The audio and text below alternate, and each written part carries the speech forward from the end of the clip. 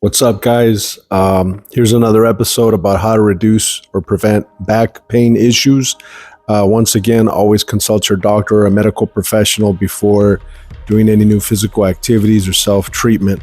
What leads to your injury is your poor posture, lack of activities, or lack of healthy activities, lack of stretching, lack of doing warm-ups. You're on your phone all day and you're sitting like this, looking at your phone. This is not good, healthy posture. If you're working remotely and you're just sitting all day, your blood's not flowing right, and you're actually putting pressure on your lower spine, but by just sitting all day as well. So it's just finding things that you can do to reduce the impact, pressure on your lower back, given whatever it is that you do as a career.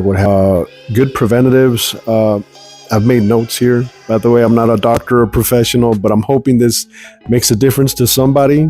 Good preventatives is don't rush. When you're starting your day and you hurry up to get ready and go do what you got to do that's physical activity wise, and you don't stretch, you don't do things that you should do, you kind of set yourself up for failure. A couple weeks ago, all I did was put my car through a car wash. And as I'm drying it, all I did was lean over to the side to dry the bottom part of the car, and I just felt my lower back give out. It was extremely painful. It was excruciating. This is the second or third time that I've experienced something like this, and I was like, F, And that's how my injury got started. And immediately, or soon after that, I just started icing it, putting ice, heat. I spoke to a nurse over the phone, and she told me the thing that would reduce the inflammation the most is ice. And I iced it a lot. And the inflammations every day, I noticed that it just started to improve, the inflammation started to reduce. So take the time to stretch, take the time to be active, go for walks. If you're coping with some kind of a back injury, don't do an hour, 2-hour walk. Put on a back brace, something to help give you support around your core and your back area to bring things together, and just go for maybe like a 15, 20-minute walk. You have to figure that out. And when it comes to physical activities, again, talk to your doctor, talk to a medical professional. Don't just take what I'm saying. I'm not a doctor. I'm not a professional. So I'm just trying to give you healthy tips to try to help you out. But be active and be mindful of your form, your posture, the way you sit, even the way you get up. When you're sitting down after watching TV for an hour or two, if you just shoot up, you might be doing it in a way where it's not good for your back. It's good to just kind of take your time, be mindful of your form, your posture as you're getting up from a sitting position, from a resting position. Baby your back. Be careful in whatever it is that you're doing. Communicate. So when you're at home with your family, don't be afraid to ask your spouse or your partner to help you with something, or to address what are your limitations, what is it that you can and cannot do. Communicate. At work, don't be afraid to communicate with your coworkers and let them know where your boundaries are for the day, what your limitations are. Don't be afraid to ask someone to help you if you have to lift something. When you hurt yourself initially, first thing you should do is call a doctor, nurse hotline, and address your issues, address your symptoms, and listen to what they got to tell you.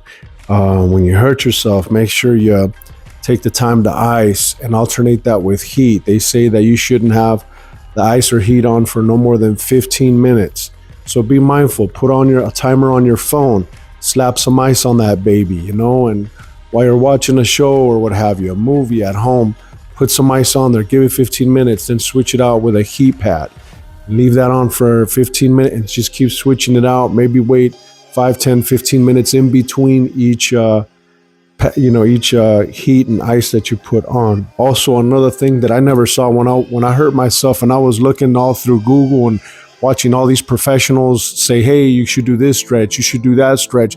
The one thing that I didn't see anybody, not one doctor, not one nurse, not one chiropractor address is this, that the day that you hurt yourself, it's important for you to have some kind of walking assist. I talked to a family member recently that said that while he was experiencing a back injury, he still went to work, and he didn't use a walker, he didn't use a cane, he didn't do anything like that. And when you're having these symptoms, these flare-ups, and you're walking around without anything to help you with walk assist, like a cane or a walker, you could be irritating that inflammation even more. You could be causing more swelling, more inflammation. You could, depending on what your medical issue is, you could be creating more issues for yourself. So you could go to the thrift store, you could go to Ross, you could go to Walmart, you could find it anywhere.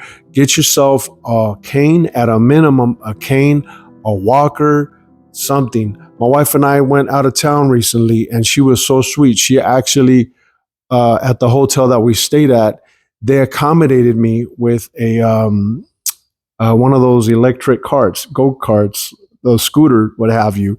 And when I first saw that, I was like, oh my God. But I was like, you know what? Screw it. I have to take care of myself. I have to do things to reduce pressure on my lower back, things to try to take care of myself. So you need to do the same. Yeah, I hope these tips help you, and, take care of yourself.